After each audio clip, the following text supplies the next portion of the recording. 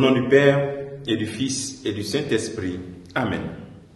Bien-aimés dans le Christ, nous sommes aujourd'hui mardi 9 mars et la parole de Dieu que notre Mère Église nous propose est extraite de l'évangile de Matthieu chapitre 18, versets 21 à 35. En ce temps-là, Pierre s'approcha de Jésus pour lui demander: Seigneur, lorsque mon frère commettra des fautes contre moi, combien de fois dois-je lui pardonner? Jusqu'à 7 fois? Jésus répondit: Je ne te dis pas jusqu'à 7 fois, mais jusqu'à 70 fois 7 fois. Ainsi, le royaume des cieux est comparable à un roi qui voulut régler ses dettes, ses comptes avec ses serviteurs. Il commençait quand on lui amena quelqu'un qui lui devait 10 000 talents, c'est-à-dire 60 millions de pièces d'argent. Comme cet homme n'avait pas de quoi rembourser, le maître ordonna de le vendre avec sa femme et ses enfants, et tous les biens en remboursement de sa dette. Alors, tombant à ses pieds, le serviteur demeurait prosterné et disait: Prends patience envers moi, et je te rembourserai tout. Saisi de compassion, le maître de ce serviteur le laissa partir et lui remit sa dette. Mais en sortant, ce serviteur trouva un de ses compagnons qui lui devait 100 pièces d'argent. Il se jeta sur lui pour l'étrangler en disant: Rembourse ta dette. Alors, tombant à ses pieds, son compagnon le suppliait: Prends patience envers moi, je te rembourserai. Mais l'autre refusa. Il le fit jeter en prison jusqu'à ce qu'il ait remboursé ce qu'il devait. Ses compagnons, voyant cela, furent profondément attristés et allèrent raconter à leur maître tout ce qui s'était passé.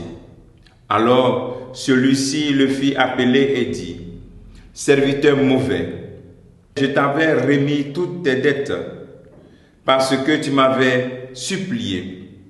Ne devais-tu pas à ton tour avoir pitié de ton compagnon comme moi j'avais pitié de toi? Dans sa colère, son maître le livra au bourreau jusqu'à ce qu'il eût remboursé tout ce qu'il devait. C'est ainsi que mon Père du ciel vous traitera si chacun de vous ne pardonne pas à son frère du fond du cœur. Acclamons la parole de Dieu. Louange à toi, Seigneur Jésus. Il s'agit ici de pardonner du fond du cœur. La charité dans nos communautés, dans nos maisons, le pardon commence à refroidir. Comment extirper le mal dans les communautés chrétiennes? C'est à cette question que l'évangéliste Matthieu va essayer de répondre. Comment extirper le mal en respectant la personne? Comment celui qui est offensé doit-il agir? Pardonner du fond du cœur. Comment agir en disciple de Jésus-Christ dans nos familles, dans nos communautés, lorsqu'on est offensé? Pardonner du fond du cœur. Être saisi de compassion. Pardonner toujours et à tout moment. Voici l'appel que le Seigneur nous fait en ce jour. Dans ce temps de carême, bien-aimés dans le Christ, chacun de nous doit libérer son cœur de toutes les situations, de toutes les frustrations. L'Église a besoin de chrétiens qui pardonnent, de chrétiens qui donnent toujours une nouvelle chance, parce que Dieu nous pardonne toujours du fond du cœur. Mes frères, mes sœurs, si nous sommes chrétiens, Dieu, chaque fois, nous donne une nouvelle possibilité de revenir à lui. Et d'ailleurs, ce temps de carême est le point de départ d'un nouveau style de vie de chacun d'entre nous. Une conversion, puisque nous marchons vers la résurrection. Alors, ce temps de conversion nous pousse aussi à changer donc de mentalité. Un chrétien ne peut pas dire « je ne peux pas pardonner, c'est plus fort que moi ». Regardez la comparaison entre 60 millions de pièces d'argent et ces 100 pièces d'argent.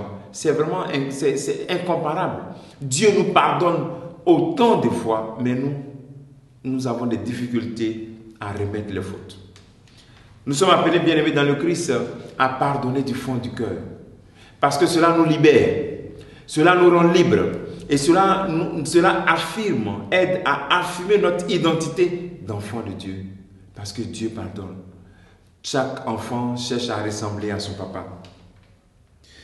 Le travail que tu peux te poser, tu peux faire en ce jour, c'est est-ce que toi-même tu pardonnes toujours? Ou bien tu mets des limites à ton pardon? Est-ce que tu es prêt à pardonner tout? Est-ce que tu as pris des résolutions pendant ce temps de carême pour pardonner? T'es-tu réconcilié? Demandons au Seigneur la grâce et la miséricorde, que nous ayons ce regard miséricordieux sur nos frères et sœurs, sur nos collègues, sur tout ça que nous travaillons, que nous avons fistré et pardonné.